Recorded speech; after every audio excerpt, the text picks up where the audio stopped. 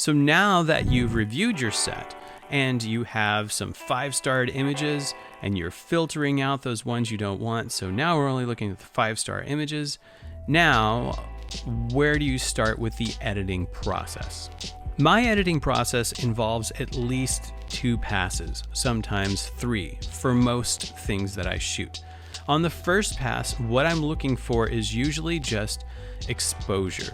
I'm going over here to the develop, and all I'm doing is getting the exposure of the image where I think it ought to be if it was not there already. So hopefully I'm getting it pretty close in camera, but sometimes I shoot a little bit dark just to make sure I don't clip my highlights. So if I feel like it needs just that extra punch, then I will just bring it up. And if I've shot with the same settings over a selection of images, then I will select multiple at the same time. I'll go here and make sure that the auto sync is selected, and then I will adjust the exposure for all of them simultaneously. So I'll bring it all up by maybe 0.35. And now you can see that that setting has been applied to each one of these images. So exposure is my first point of interest. And then closely thereafter, it's going to be the white balance. So in this case, this is white balanced as shot, which isn't bad, but sometimes with stage lights like this, you don't get what you want with the white balance. And you might need to come in with the white balance selector, or if you don't have anything white, you might need to manually do this and just try to get a better white balance. And if I was shooting under the same light for multiple images, I'm going to do the same thing again. I'm going to grab as many of those images as I can under the same light, and I'm going to white balance them all simultaneously. And I'm almost always selecting from something in the picture. Now, I will say, caveat here, if you ever shoot events, you're going to end up with an image like this. The stage lights are red, the background was blue. How do you go about white balancing it? And this is going to largely be a preference.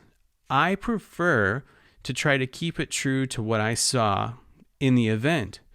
Now, in the event, they had some very red lights. However, on occasion, I feel like this is not the way I want this image to look. And I will try to fix that white balance to make the skin tones, and I'm almost always thinking about the skin tones, make the skin tones look a little more natural. Now, actually, when this event was happening, these skin tones didn't look this good, but I'm choosing to white balance it for the skin tones on this particular image because I just think it looks better. So I'm doing exposure, I'm doing white balance on that first pass. And then one other thing that I generally do is lens correction. Down here under lens correction in your development tools, you can enable profile corrections.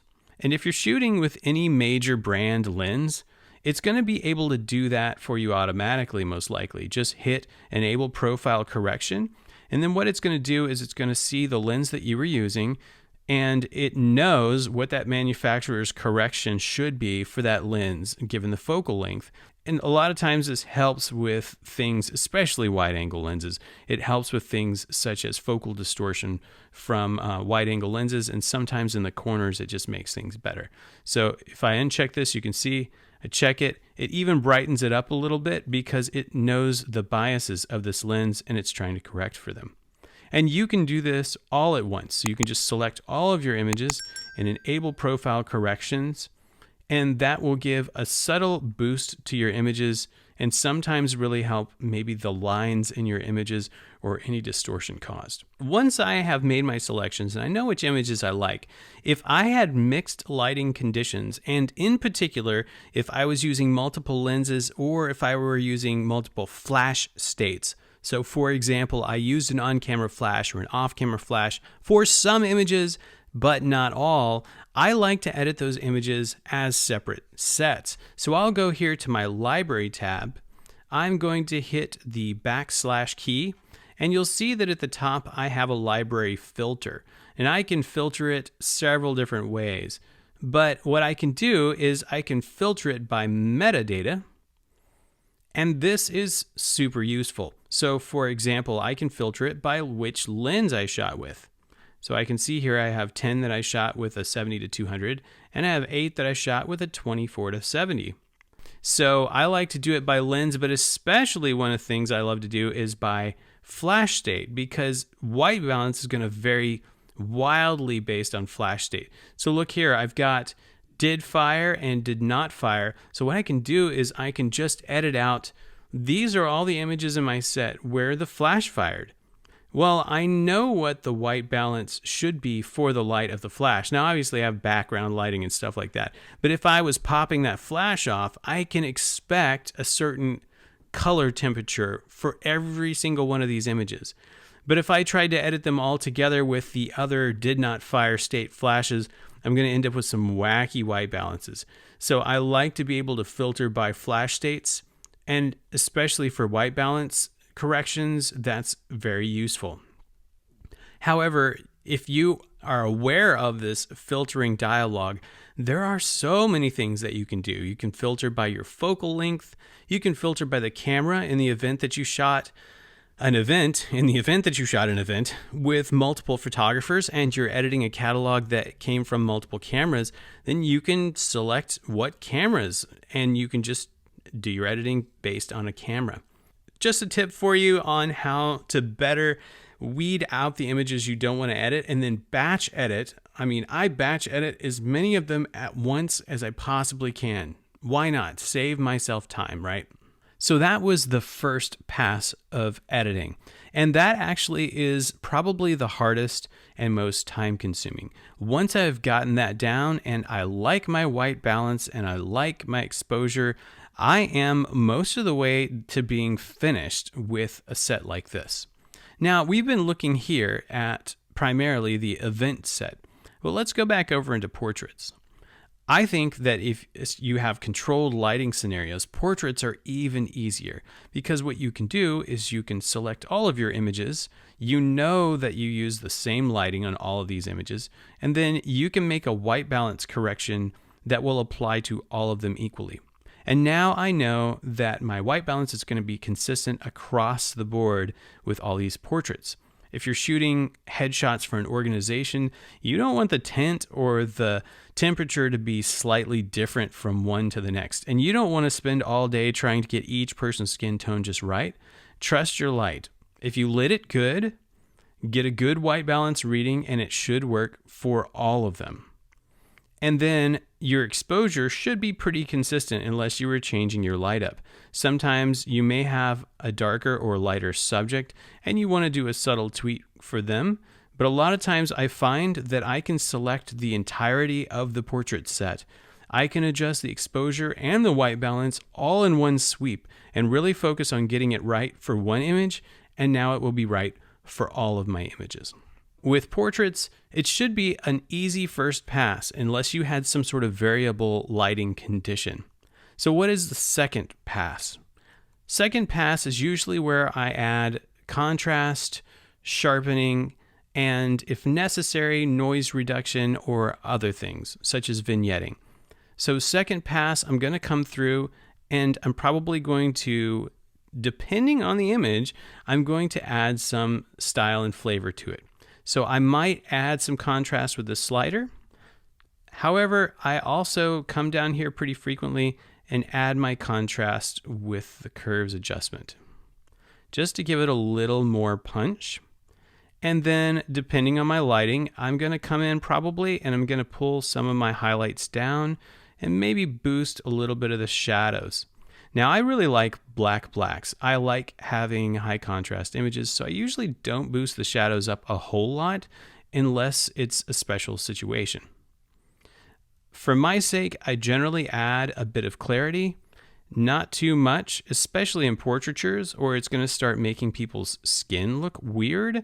So portraitures, I'd be careful with the clarity. Event photos, sometimes it actually makes them pop a little bit better for social media to give them more clarity.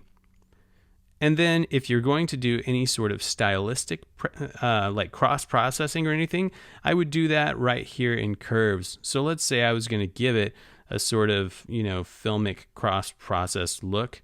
I might come down here and just boost the reds in my highlights and boost the greens in my shadows. And then I could come here to my curves, for example, give it a little bit of clipping, and now I have something that looks a little more cinematic. However, for a lot of my clients, that's not what they need. So generally speaking, I'm going to leave those color curves alone unless I have some major problem I need to correct for an image set. Now I'm going to come down here to sharpening, and I'm going to select an area that's important, usually an eye, and I'm going to sharpen a little bit. Now, I'm pretty liberal with just sliding this everywhere and seeing what I like. And when it comes to radius, I usually hold down on the Option or the Alt key if you're on a PC, and I'll slide it to see this radius effect in reverse because I find that it helps me see the edge sharpening better. So now I'm going to just turn this off and back on, and that's a pretty significant difference. But I do like having a sharp image, so I feel like that's going to look better. If that introduced any noise, I sometimes use masking for my sharpening. Again, holding Alt or Option, I'm going to mask out some of the image. So for example, that background, sharpening is going to introduce a lot of noise into that background, as you can see here when I'm showing you this inversion.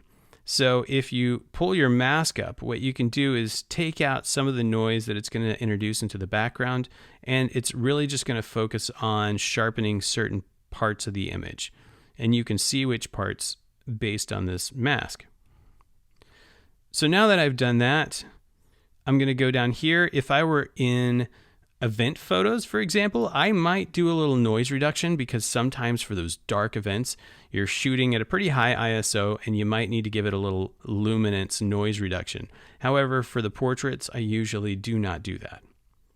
Go down here. Again, it looks like I didn't profile correct these, so I'm going to do that.